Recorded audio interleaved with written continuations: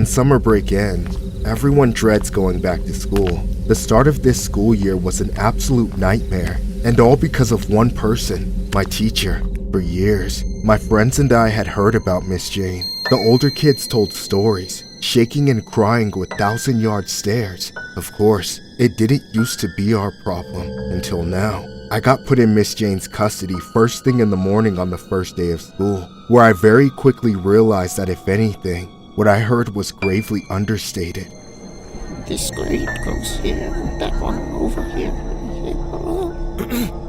Excuse me, Miss Jane, can I go to the bathroom? Don't you mean may I go to the bathroom? Oh, right, yeah.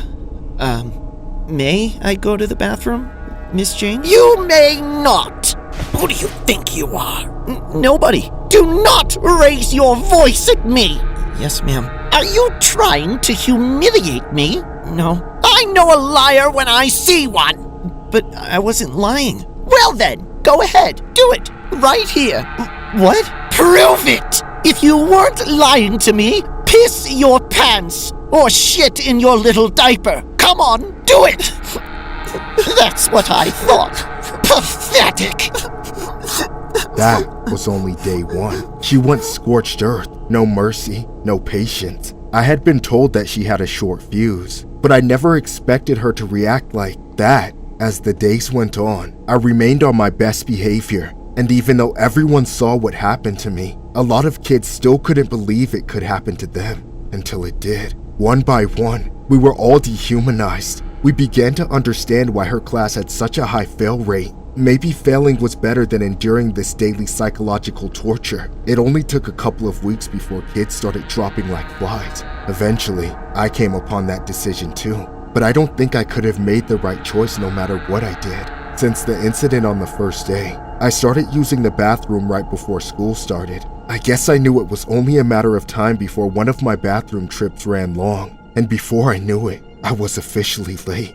Immediately, the thought occurred to me that I should just skip her class. But if I missed one day, she would destroy me the next time I showed up. So if I wanted to survive, I would have to start skipping her class every single day. I knew some were already doing that, but I'm just not that kind of student. I decided I would just go in and be late. It would only be by a couple of minutes anyway, so how mad could she realistically be? That was a stupid question. When I walked through that door, everything stopped. It felt like just when I spoke out on the first day, Miss Jane wasn't even looking at me yet, but I had no doubt in my mind she was furious. In that moment, I couldn't just keep standing in the doorway. I walked in and sat down at my desk. Miss Jane still wasn't looking at me, but she was twitching. Her back was to the class. Her arm still held up to the board, halfway through writing something. For a few seconds, nothing happened. Nobody dared to make a sound. Finally, miraculously, Miss Jane resumed her lesson.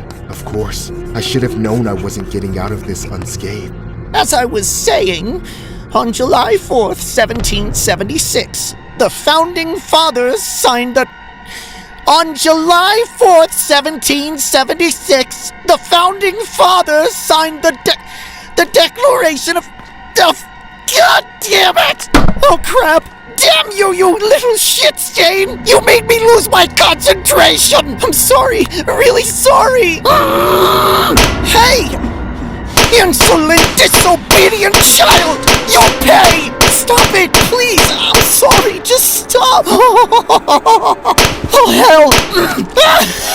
Stop! You're crazy! You're gonna kill me! I know! Get away from me! Get away! I busted out of that psycho lady's classroom and ran for my life. I couldn't believe it, but she was actually chasing me down the hall. I couldn't slow down for even a second, or she was gonna gut me. In the nick of time, I ran into the principal's office and slammed the door right in Miss Jane's horrifying face. I locked it before she could get through, then begged the principal to call the police. At long last, that wretched ghoul got what she deserved. She's been fired and thrown in jail where she damn well belongs. After what's happened, I know I have saved countless others from suffering, but even so, in just a month, she's done more damage to me than I think I'll ever truly recover from. A Tampa Bay area teacher has been charged after allegedly attacking a student, according to Polk County Public Schools. Police Chief Stephen Walker confirmed that Jane McGinn is facing charges to the student without causing bodily harm. PCPS said it is working with law enforcement, and based on the initial investigation, it is in the process of terminating McGinn from the school. An investigation remains ongoing.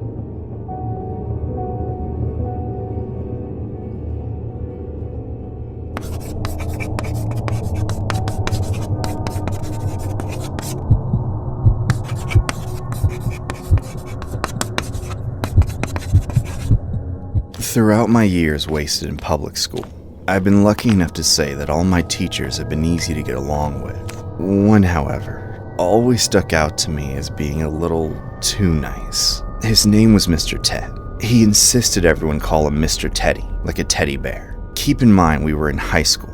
I refused to call him that, which is why I think he started paying extra attention to me. Despite doing just fine in his class, he was constantly offering to tutor me after school. And not as like a study group kind of thing, but private one-on-one sessions. I never accepted his offer, of course, but I still couldn't get away from him.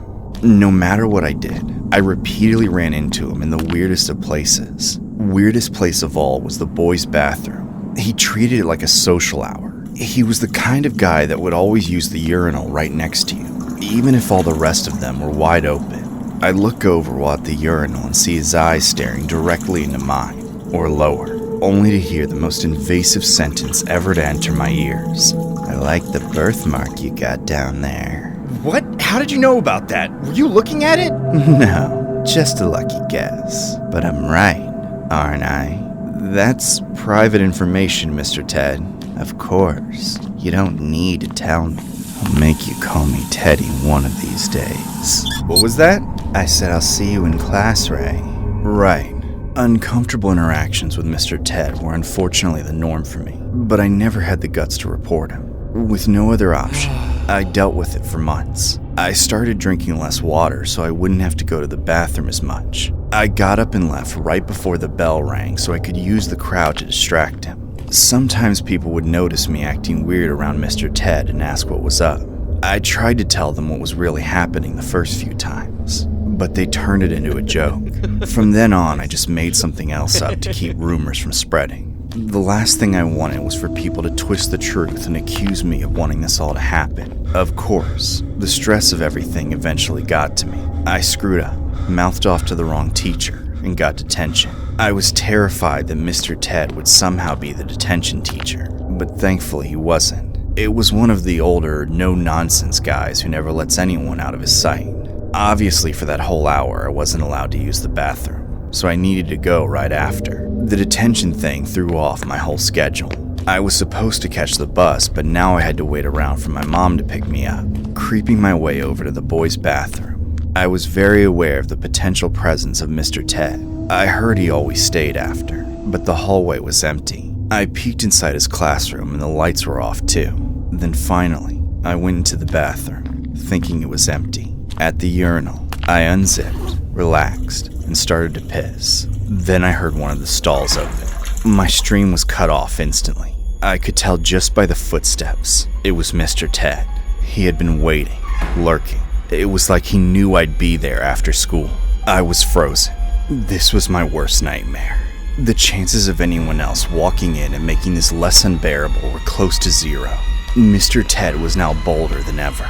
He walked over from the stall and stood at the urinal next to me. He unzipped his pants and pulled it out. Then, reached over and put the same hand on my shoulder. Neither of us were pissing. There was no reason for us to be there. No good reason anyway. Mr. Ted looked over the divider, clear as day. Please leave me alone. Maybe I'll stop if you call me Teddy. Please. Come on. I know you want to. Don't touch me! I finally couldn't take the madness anymore. I ran outside and called the police in broad daylight. Anything to make sure that creep couldn't get near me again. From my testimony and a quick check of the cameras to prove we were in the bathroom together, the police had enough evidence to arrest Mr. Ted. But I was genuinely worried there wouldn't be enough to make the charges stick. I was sure the other students would rally behind him and deny everything. But an even worse detail came to light that put the nail in his coffin. That bathroom wasn't just his favorite spot to creep on me. He put a hidden camera in there too. He'd been recording other students exposing themselves, and there was no shortage of victims. Now it makes sense how he knew certain details of my anatomy before I caught him looking in person. I'm glad he's going to prison, where he'll get the treatment he deserves, but I just wish all this didn't have to happen to me. A teacher at an Irvine high school has been arrested for allegedly hiding recording devices in a restroom on campus. Police responded to Beckman High School on Monday after a maintenance worker found the devices hidden in the all-gender restroom near the school swimming pool. Authorities say the devices had recorded several victims while in the restroom. Investigators determined that the devices were placed there by a teacher, identified as 37-year-old Sue Kong Sit. The Santa Ana man was arrested at the school and booked at Orange County Jail. Police are now trying to locate more victims based on the evidence found on the devices.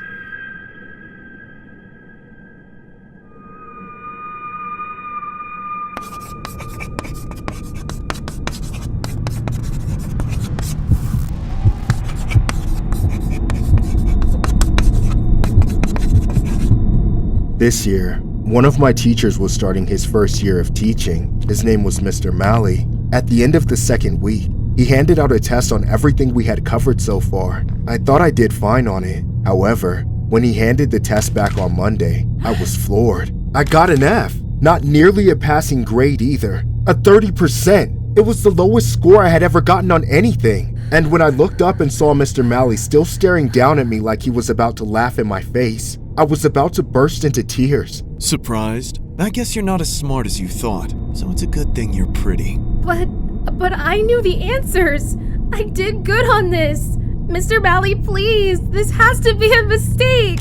This can't be my test. Oh, so you're saying I can't even grade a paper correctly just because I'm new? No, this is wrong. And now you're arguing with me. All right, that's detention. See me after school. First, I bombed a test. Now I had detention? This never happened to me. After school, I headed back to Mr. Malley's class to face my punishment. I was the only one there. I sat in the farthest seat in the back, but he snapped his fingers and forced me to sit right in front of his desk. I had no choice but to move. Then, Mr. Malley started talking to me. I wasn't responding. I wasn't even looking at him, just staring down at my own fidgeting hands. I could hear what he was saying, though I refused to listen. Not until a certain sentence pierced through my imaginary earplugs and forced me to pay attention. Miss Girl, if you don't do what I say, I'll make sure you end up right back here tomorrow. Huh? What? And every day after that until you behave. Do you understand? Yes. Are you listening now? I am. I'm listening. Good. So, do your parents let you have a smartphone? What? Yeah, of course. Then I'm sure you have Snapchat. No. My parents don't allow me to have Snapchat or any social media. Yeah, right. A girl your age, popular, pretty. I know you have a Snapchat. Just be honest with me, or I'll have to punish you accordingly. But Oh, okay. Yeah. I have Snapchat. Why? Give it to me. Oh, I don't think we're allowed to do that. Since when did you care about what's allowed? Give me your Snapchat, or I'll tell your parents you have one. I was just trying to avoid lying to stay out of even more trouble, and gave up information I never should have told him. Now, if I didn't want my parents to take away my phone, I had to add my teacher on Snapchat. I knew it was wrong. He knew it too. But judging by the smile on his face, he didn't care. He let me leave right afterwards too, which made it clear to me that's what he wanted from the start. I didn't look at my phone for hours, not until I was alone in my bedroom, when I knew my parents wouldn't see what was going on. I still wanted to figure a way out of this without getting into trouble with them. Just as I expected, Mr. Malley had blown up my phone. He sent me selfies from school, in his car, then at his home, bugging me to respond. I finally did. Just texted him, hey. Within seconds, he sent more messages back, asking me to reply with selfies, saying it was unfair that he sent pictures of himself but I wouldn't send him any of me. I tried to play dumb and say I never really sent selfies, so I didn't know how to do a good one. He saw right through it, yet he was willing to grind me down until I was forced to go through with it. He said we should play a simple game, like repeat after me, but with Snapchats. First, He'd send a picture of his hand, then I'd send a picture of my hand, then he sent a picture of his face, so I sent a picture of my face. Finally, he said I was getting how the game worked, so he was going to send another picture. Then I would send back the same kind of picture of myself. When I opened the next thing he sent, my eyes were permanently scarred. I'll never get the image out of my head, but I don't even want to say it. I couldn't play along with this so-called game anymore. I blocked him and started planning my next move. I didn't want to tell my parents right then. I was terrified they would get the wrong idea. Instead, I was going to report him to the principal first thing in the morning. That was the safest way in my mind. However, I wouldn't even get the chance. After staying up all night, finally going to school the next morning, the first thing I saw when I walked into class was Mr. Malley getting put in handcuffs. In reality, Mr. Malley was never actually a teacher in the first place, just a liar who posed as one to get close to a bunch of students. Some other girl had already reported him for the same thing I experienced. I can't imagine what he might have put the other students through, but I know I came very close to experiencing that misery firsthand. A 41-year-old resident of the Salt is accused of posing as a teacher and threatening a student into sending images of themselves. The suspect was revealed to be Franco Pelleggi. Police received a complaint on March 21st. An investigation revealed the accused, who resides in Sault Marie, pretended to be a teacher in their 20s living in the Wasaga Beach area. The accused threatened the victim into sending images of themselves online. Police arrested the suspect on September 4th at a residence on McGregor Avenue. The suspect was charged accordingly and was held in custody pending a bail hearing.